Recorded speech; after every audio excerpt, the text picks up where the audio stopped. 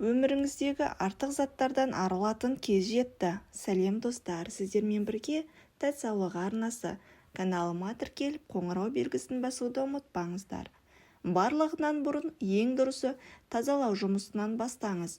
Ескі құсқы заттарға құмарлық, өткен-кеткен естеліктерге бағынышты екеніңізді білдіріп, алға жылжуды бәсеңдетеді. Біздің үйіміз, біздің кескініміз. Егер өміріңізге өзгеріс енгізгіңіз келсе, алдымен тұрғылықты орныңызды ауыстырыңыз. Үйіңіз тап-таза қалпын сақтап, үнемі бір тәртіпте болса, сана сезіміңіз де бір арнаға түсіп, өмір өз толқынын ұстап алады. Ескі аяқ киіміңізді тәртіпке келтіргеннен кейін, шаш үлгісін, жұмысты, пәтеріңізді өзгертіп көріңіз.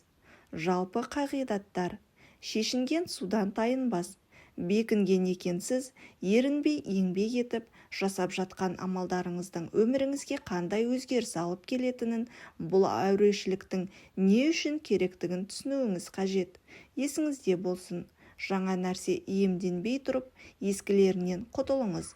Зат 2-3 жыл бойы қолданыста жүрмесе, онда болашақта оның ешқандай керегі болмайды.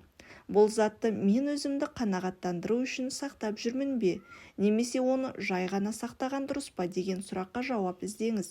Сіздің естеліктеріңіз физикалық объект емес. Ескі құмыраны лақтырып жіберу, сыйлаған адамды қадірлемеу деп түсінбеңіз. Егер бір затты лақтыруға жүрексінсеңіз, оны бір жерге, бір айға тығып қойыңыз. Мерзімі жеткенде пайдаланбаған болсаңыз, қоқысқа тастау керек деп біліңіз. Гардероб. Бастамасын киім мен аяқ киімнен бастаңыз. Ескі дүниелерді керек жағдайда пайдалануға сақтап жүрсеңіз, сол күнді тосу қажет болады. Осылайша сіз кедейшілік философиясын ұстанып, қымбат дүниелерді сатып алу мүмкіндігінен айырыласыз. Ескірген киім-кешектерді қоқысқа тастаңыз. Әрбір ескі зат орындалмаған жоспар мен арман болып табылады. Шкафта неғұрлым бос орын көп болса, соғұрлым жаңа киімдер көбейе түседі.